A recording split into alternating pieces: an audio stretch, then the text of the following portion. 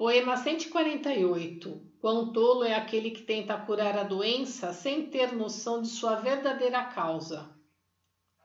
Desde os tempos antigos, é costume a doença ser curada pelos médicos e pelo uso de medicamentos. Em razão de o homem da atualidade confiar somente na ciência e defender sua supremacia, ele tem dificuldade para entender o princípio do Jorei. Portanto, é natural querer questioná-lo.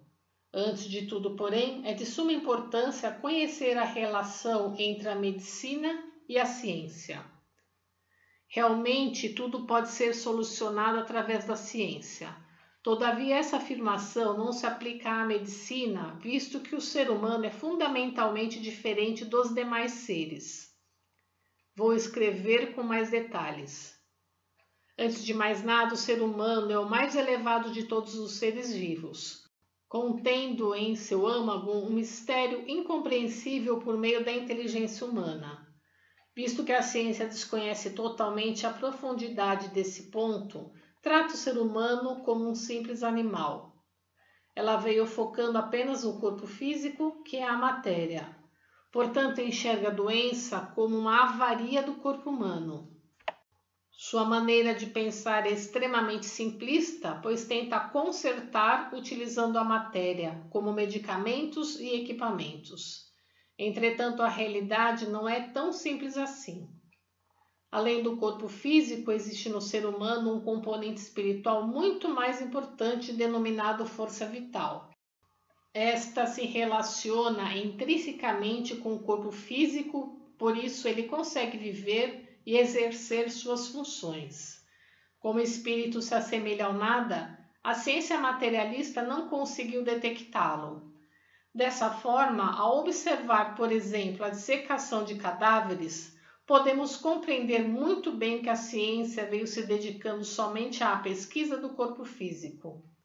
Embora se diga que ela progrediu, todos os esforços serão em vão, visto que se trata de avanços de apenas uma das duas partes. Conforme eu disse, o ser humano é constituído de espírito e matéria. O espírito é primordial e a matéria secundária. Esta é a lei universal.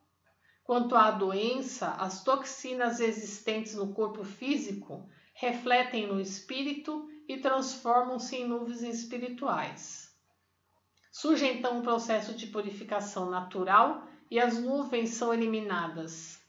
Ao mesmo tempo, esse processo se reflete no corpo físico e, consequentemente, as toxinas são dissolvidas e eliminadas. A dor e o sofrimento decorrentes desse processo é o que conhecemos como doença. A primeira parte do processo é uma atuação de caráter horizontal baseada na identidade espírito e matéria. Já a segunda parte é uma atuação de caráter vertical baseada na precedência do espírito sobre a matéria.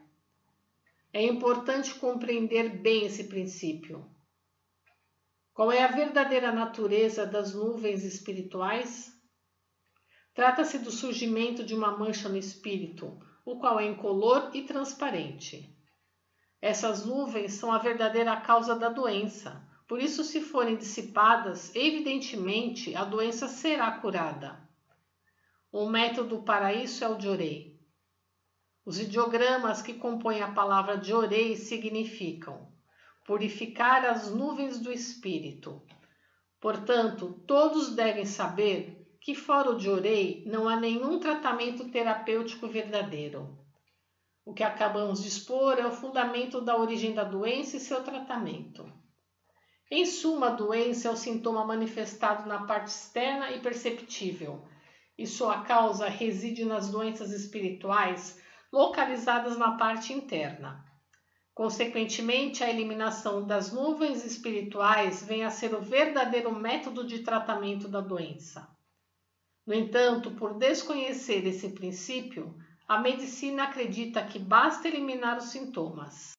Mesmo que se obtenha um resultado, este será temporário, ocorrendo infalivelmente uma recaída, e os médicos certamente têm tido experiências disso.